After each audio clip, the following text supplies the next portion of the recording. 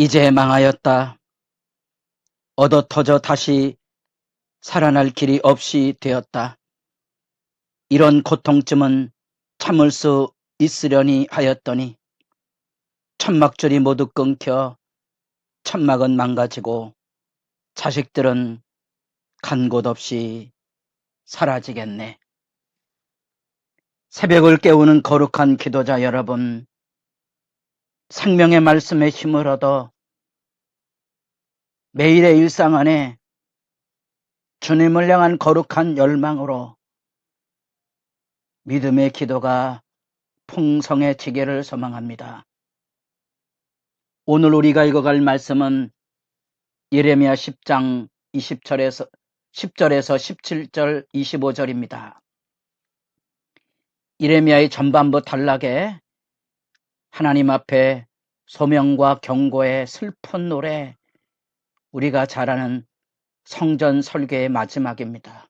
이제 더 이상 그 땅에 살 수 없는 보따리를 꾸려서 땅을 떠날 채비를 해야 하는 슬픈 이야기의 말씀을 우리가 듣게 됩니다. 그리고 그 멸망의 선포 앞에 선지자로서 마음이 아파 제 가운데 뒹구르는 탄식과 우리가 왜 이렇게 멸망의 포로길을 가야 하는지를 분명히 밝혀주고 있습니다.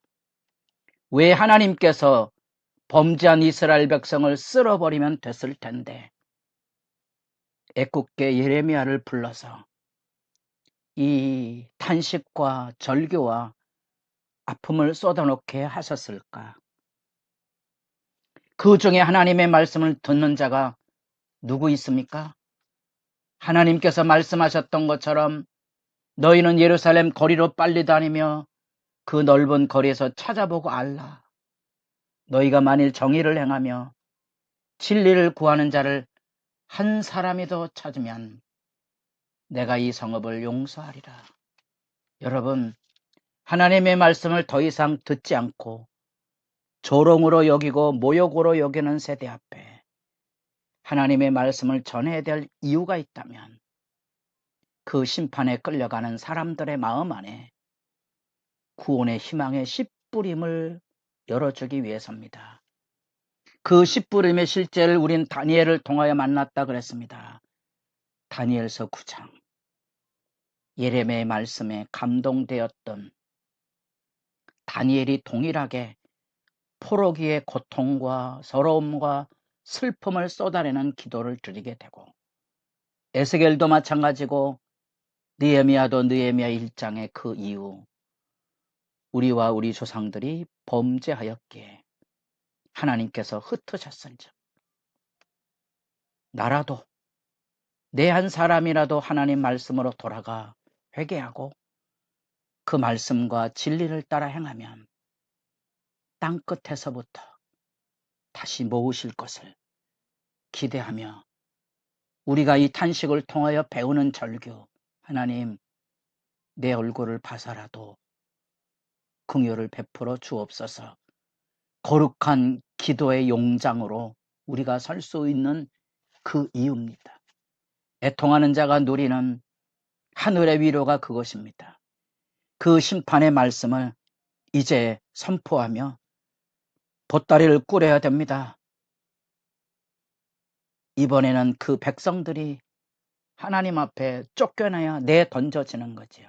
왜냐하면 그들이 하나님의 말씀을 내던져 버렸기 때문에 그렇습니다. 그들이 여호와 아는 것을 내버리고 어리석게도 이방 신상을 따라 나아갔기 때문에 이제 그 땅이 그들을 토해버릴 것이거든요. 그 슬픔 앞에 19절, 슬프다 내 상처여 내가 중상을 당하였도다. 포로의 고통을 땅까지 다 신음하게 될, 우리가 로마서 8장에서 피조물도 고통하고 신음하는 그 실제를 이제 예레미야가 마음에 품고 울부짖습니다. 이 장막줄이 끊겨진다는 말 앞에 자녀들도 다 돌 위에 메어침을 당하기 때문에 다시 그 천명을 다시 쳐줄 사람이 없게 된 거지요. 그러니 어떻게 창자가 뒤틀리는 것과 같은 고통과 아픔이 있지 않겠습니까? 그 이유를 분명히 밝혀줍니다. 21절. 목자들은 어리석어 여호와를 찾지 아니하므로 형통하지 못하며 그 모든 양떼는 흩어졌도다. 목자들은 어리석어요. 그 어리석음이란 말은 히브리어로 바알입니다. 끝글자가 알 발음이고요. 이방 신산을 대표하고 있는 바알은 끝글자가 엘 발음입니다. 이렇게 언어적으로도 그 시대의 상황에 아픔을 호소합니다. 결국 어리석어서 바알의 길을 가고 어리석어서 바알을 나의 주로 섬기는 그 삶의 모습 앞에 결국 그 어리석은 길의 끝이 와 있는 거죠. 이제 양떼들이 다 흩어질 수밖에 없고, 그래서 그들은 이제 어찌할 수 없는 멸망과 포로의 길로 내몰릴 수밖에 없다는 사실입니다. 그들이 의지했던 애굽, 그들이 의지했던 바벨론이 그들을 돌보아주는 것이 아니라는 사실들과 에스겔서 8장에 보았던 것처럼 성전 안에서 온갖 우상을 도배하고 하나님을 향하여가 아니라 동방 태양을 향하여 하나님께 등지고 경배하고 있는 25인의 이스라엘의 종교 지도자들의 대표자들, 전체 이스라엘이 하나님을 등지고선 도저히 받아들이기 어려운 하나님의 심판의 근본의 이유를 에스겔은 현장을 그대로 하나님의 영으로 지켜보게 됩니다. 젊은 제사장 가문의 에스겔에게는 그것이 더 이상 성전이 아니라는 사실을 절규하듯이 받아들일 수밖에 없었다는 사실과 놀랍게도 하나님의 성전, 눈으로 보이는 성전은 무너졌지만 눈으로 보이지 않는 하나님이 자기 백성과 영원토록 같이 하겠다고 약속했던 언약의 말씀과 그 성전은 마치 바퀴 달린 것처럼 성전이 자기 백성과 동행하고 있음을 에스겔서는 우리에게 밝혀주고 있습니다. 여기 이 포로로 끌려가는 삶의 현장 앞에 할 수 있는 일은 절규의 간청입니다. 하나는 선지자의 고백 기도문이죠. 그 고백 기도문의 내용은 멸망으로 내려갈 수밖에 없으나 그 가운데서라도 긍휼을 베풀어 달라는 거죠. 여호와여, 화가 나서 매를 드셔도 죽여 버리셔야 되겠습니까? 그저 법대로만 다스려 주십시오.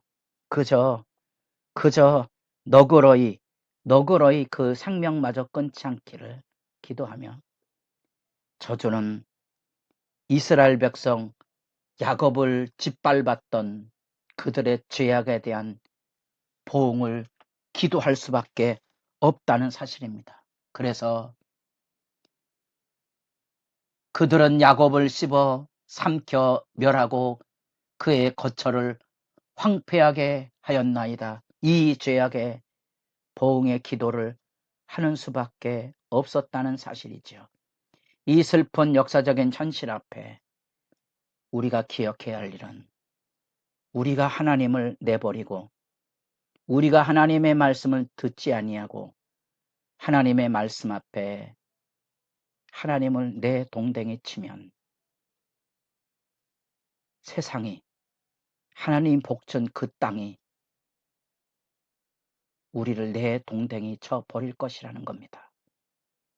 우리가 하나님을 버리고 우리가 하나님의 말씀을 외면하고 하나님에게 도움을 받을 수 있겠습니까? 우리가 신명기 28장에 나타난 대로 흩어짐의 저주가 지금 눈앞에 펼쳐지고 있고, 지금 우리도 하나님의 말씀을 경홀히 여겼다가 말씀의 심판 앞에 떨어지지 않기를 소망하고 겸허히 무릎 꿇어 기도할 수밖에 없는 거지요. 여기 이 어리석다는 바알, 이방 숭배의 대표자 바알, 이런 언어 요의를 통하여 하나님 앞에 그 백성의 눈물 바람에 호소를 할 수밖에 없는 이 선지자의 심정. 아버지, 징계는 하시되 너그러이 하시고 진노로는 하지 마옵소서. 진노로는 하지 마옵소서. 완전히 없애지는 말아달라는 눈물 바람의 호소가 이 지금 예레미야를 읽으며 우리가 배우는 애통의 기도죠. 하나님, 내 얼굴을 봐서라도, 내 기도의 울부짖음의 눈물의 기도를 보아서라도 아버지, 우리에게, 우리 자녀들에게, 이 민족에게 은혜를 베푸소서. 그 눈물바람의 호소, 눈물바람의 호소를 가지고 우리가 보기에 하나님의 심판이 지연된다고 생각하지만 반드시 선악간의 심판이 있을 것입니다. 그것이 믿는 자의 담대함입니다.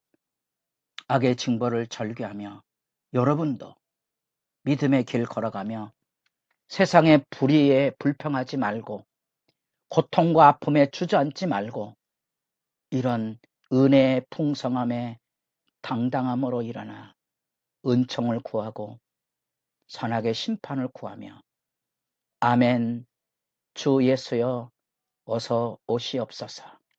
주님의 나라를 기다리는 거룩한 기도가 깊어져 갈 수 있기를 바랍니다.